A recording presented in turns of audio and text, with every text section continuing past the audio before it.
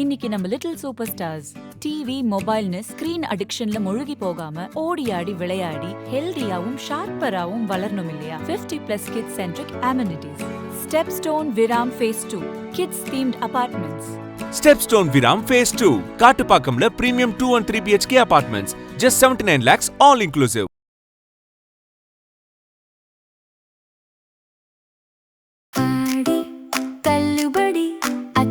பேரும் அல்லம்படி 6 முதல் 60% வரை ஆடி தள்ளுபடியுடன் super Saravana stores, Chennai, Madurai, Kovai.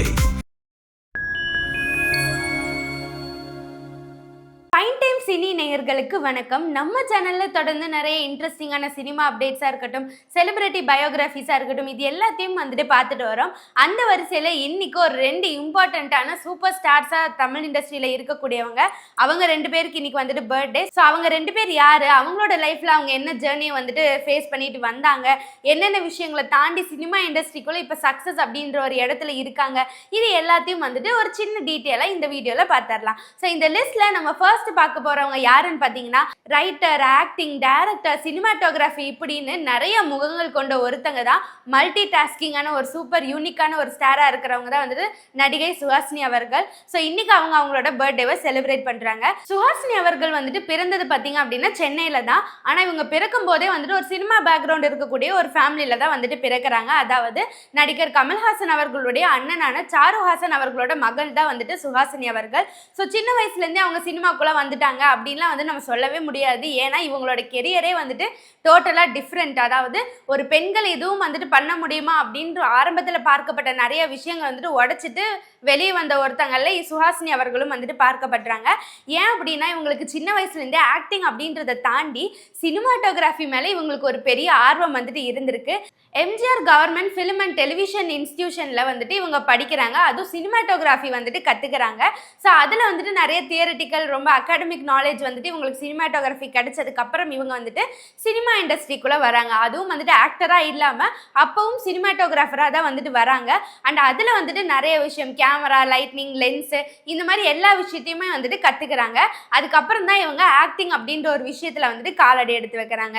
So இதனாலேயே அவங்களோட ஆக்டிங் இண்டஸ்ட்ரியில் இவங்களோட ஒவ்வொரு ரோலுமே வந்துட்டு அதில் இருக்கக்கூடிய ஸ்க்ரீன் ப்ரெசன்ஸாக இருக்கட்டும், அந்த ஃப்ரேமை பற்றி ஒருத்தவங்க புரிஞ்சுக்கிட்டு அதில் நடிக்கும்போது அந்த ஃப்ரேமே வந்துட்டு நம்மளுக்கு ஒரு டிஃப்ரெண்ட்டாக தெரியும். ஸோ இவங்க ஃபர்ஸ்ட் நடித்த தமிழ் மூவி என்னன்னு பார்த்தீங்கன்னா 1918 நெஞ்சைத்தை கில்லாதே அப்படின்னு ஒரு படம் வருது. மகேந்திரன் அவர்களோட டைரக்ஷனில் இந்த படம் வந்துட்டு வெளியே வருது. நார்மலாகவே ஒரு ஹீரோயினாக இன்ட்ரடியூஸ் ஆகும்போது, அதுவும் 1980s வந்துட்டு கிளாமரான ஒரு ரோலை ஃபோக்கஸ் பண்ணாமல் கேரக்டர்ஸ்க்கு இம்பார்ட்டன்ட் கொடுக்கக்கூடிய ஒரு நடிகையாக இவங்க வந்துட்டு அப்போவே பார்க்கப்பட்டாங்க. சுஹாசினி அவர்களோட கேரக்டர், நகரத்தில் இருக்கக்கூடிய ஒரு பெண், அவங்களோட உணர்ச்சி எப்படி இருக்கும், இது எல்லாத்தையுமே ரொம்ப பியூட்டிஃபுல்லாக கேரி பண்ணியிருப்பாங்க.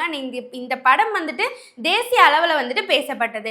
அதுக்கு அடுத்ததாக பார்த்தீங்க அப்படின்னா 1986 வந்த சிந்து பைரவி, இந்த ஒரு மூவி தான் வந்துட்டு சுஹாசினி அவர்களோட கெரியர்லேயே வந்துட்டு ஒரு வேற லெவலாக வந்துட்டு மாற்றின ஒரு படம் அப்படின்னு சொல்லப்படுது. இந்த படத்துக்காக நேஷனல் ஃபிலிம் அவார்ட்ஸில் வந்துட்டு பெஸ்ட் ஆக்ட்ரஸ்க்கான அவார்டு வந்துட்டு சுஹாசினி அவர்களுக்கு கிடைச்சிருக்கு. ஸோ இசை கலைஞராக இருக்கக்கூடிய ஒருத்தர், அவரோட வாழ்க்கைக்குள்ளே இவங்க வந்துட்டு போகிறாங்க. ஸோ அதுக்கப்புறம் அவங்க வாழ்க்கையில் என்னென்ன திருப்பங்கள் நடக்குது, இவங்க 2 பேருக்கு இருக்கிற சீன்ஸ், இது எல்லாமே வந்துட்டு இந்த படத்தில் நல்லா பேசப்படக்கூடியதாக மாறுச்சு. அண்ட் இதுக்கப்புறம் அவங்களுக்கு நல்ல நல்ல கேரக்டர்ஸ் வந்துட்டு தமிழ் சினிமாவில் கிடைச்சது. அண்ட் இவங்க ஆக்டிங் அப்படின்றத தாண்டி வந்துட்டு டைரக்ஷனும் இவங்க வந்துட்டு பண்ணியிருக்காங்க. இந்திரா அப்படின்ற மூவி நம்ம எல்லாருக்குமே தெரியும். அவர் அரவிந்த் சுவாமி அண்ட் அனுஹாசன் அவர்கள் வந்துட்டு நடிச்சிருப்பாங்க.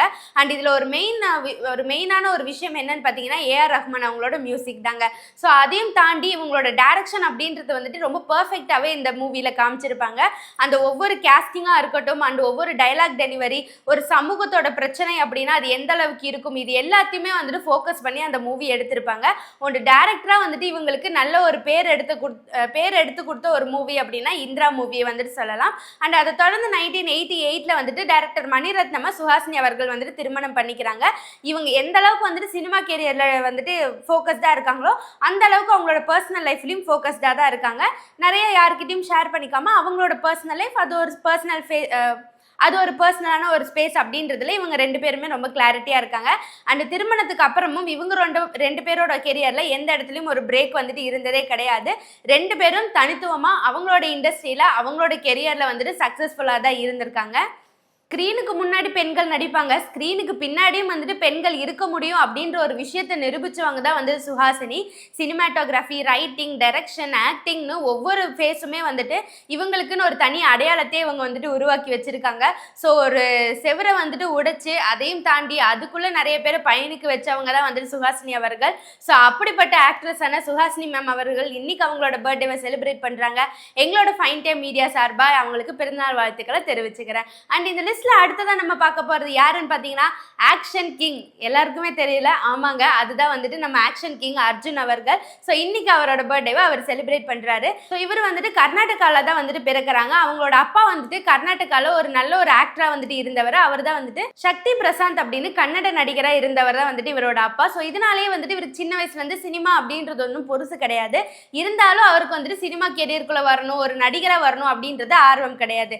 இவரோட ஃபுல் ஃபோக்கஸ் எதுல இருந்தது பார்த்தீங்கன்னா ஸ்போர்ட்ஸ்ல வந்துட்டு ஃபோக்கஸ் பண்ணணும். ஸோ ஃபிசிக்கல் ட்ரைனிங் இந்த மாதிரியான விஷயத்துல தான் வந்துட்டு அவருக்கு ஆர்வம் அதிகமாகவே இருந்தது. ஸோ அப்படி சின்ன வயசுலேருந்தே வந்துட்டு அந்த ஃபிசிக்கல் ஃபிட்னஸாக இருக்கட்டும், ஹெல்த்தியான ஒரு லைஃப் ஸ்டைல் வந்துட்டு ஃபாலோ பண்ணணும் அப்படின்றதுல இவரோட ஃபோக்கஸ் வந்துட்டு அதிகமாகவே இருந்தது.